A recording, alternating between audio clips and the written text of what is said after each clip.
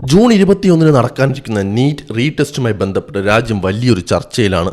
പരീക്ഷാ നടത്തിപ്പിലെ സുതാര്യത ഉറപ്പാക്കാൻ കേന്ദ്ര സർക്കാർ എടുത്തൊരു അസാധാരണ നടപടിയാണ് ഇപ്പോൾ ചർച്ചാ വിഷയം. ടെലിഗ്രാം ആപ്പിന്റെ താൽക്കാലിക നിരോധനം. ഇതിനെതിരെ ടെലിഗ്രാം സമർപ്പിച്ച ഹർജി ഡൽഹി ഹൈക്കോടതി തള്ളിയിരിക്കുകയാണ്. എന്തുകൊണ്ടാണ് കോടതി ഇങ്ങനൊരു തീരുമാനമെടുത്തത്? മെയ് മാസത്തിൽ നടന്ന നീറ്റ് പരീക്ഷയിൽ വ്യാപകമായ ക്രമക്കേടുകൾ, ചോദ്യപേപ്പർ ചോർച്ചയും ഉണ്ടായെന്ന ആരോപണത്തെ തുടർന്ന് പരീക്ഷ റദ്ദാക്കിയിരുന്നു. ഇതിന് പിന്നാലെയാണ് ജൂൺ 21 വീണ്ടും പരീക്ഷ നടത്താൻ നാഷണൽ ടെസ്റ്റിംഗ് ഏജൻസി തീരുമാനിച്ചത്. എന്നാൽ ഇത്തവണ പക്ഷേ അട്ടിമറിക്കാൻ ചില സംഘങ്ങൾ ടെലിഗ്രാം വഴി ശ്രമിക്കുന്നുണ്ടെന്ന റിപ്പോർട്ടുകളെ തുടർന്ന് കേന്ദ്ര സർക്കാർ IT ആക്ട് 69A പ്രകാരം ടെലിഗ്രാമിന് താൽക്കാലിക നിരോധനം ഏർപ്പെടുത്തി. ജൂൺ 22 വരെയാണ് ഈ വിലക്ക്. ഇതിനു പുറമെ ടെലിഗ്രാമിലെ മെസ്സേജ് എഡിറ്റിംഗ് ഫീച്ചർ ജൂൺ 30 വരെ നിരോധിക്കാനും ഉത്തരവിട്ടു.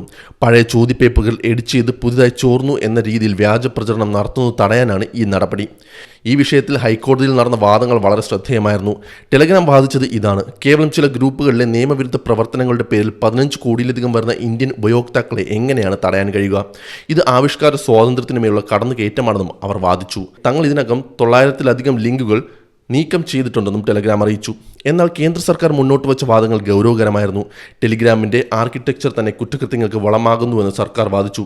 ഇതൊരു പുതിയ ഡാർക്ക് വെബാണ് എന്ന് സോളിസിറ്റർ ജനറൽ തുഷാർ മേത്ത കോടതിയിൽ പറഞ്ഞു.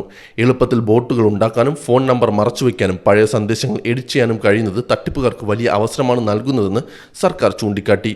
ഈ വാദങ്ങൾ കേട്ട ജസ്റ്റിസ് തേജസ് കരിയ ആദ്യം തന്നെ സർക്കാരിനോട് ഒരു ചോദ്യം ചോദിച്ചിരുന്നു: ഒരു പരീക്ഷയുടെ പേരിൽ സാധാരണക്കാരായ കോടിക്കണക്കിന് ഉപയോക്താക്കളുടെ അവകാശം തടയാമോ?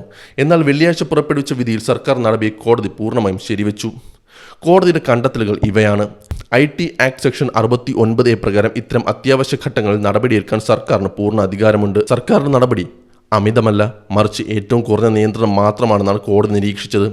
പരീക്ഷയുടെ സുരക്ഷ കണക്കിലെടുത്ത് അത്യാവശ്യ സാഹചര്യത്തിലെടുത്ത തീരുമാനമായതുകൊണ്ട് തന്നെ സർക്കാർ നടപടിയിൽ തെറ്റില്ല. ഈ സംഭവം ഡിജിറ്റൽ യുഗത്തിലെ ഒരു വലിയ പ്രസക്തിയുള്ള ചോദ്യം ഉയർത്തുന്നു. സുരക്ഷയാണോ അതോ വ്യക്തി സ്വാതന്ത്ര്യമാണോ കൂടുതൽ പ്രധാനം?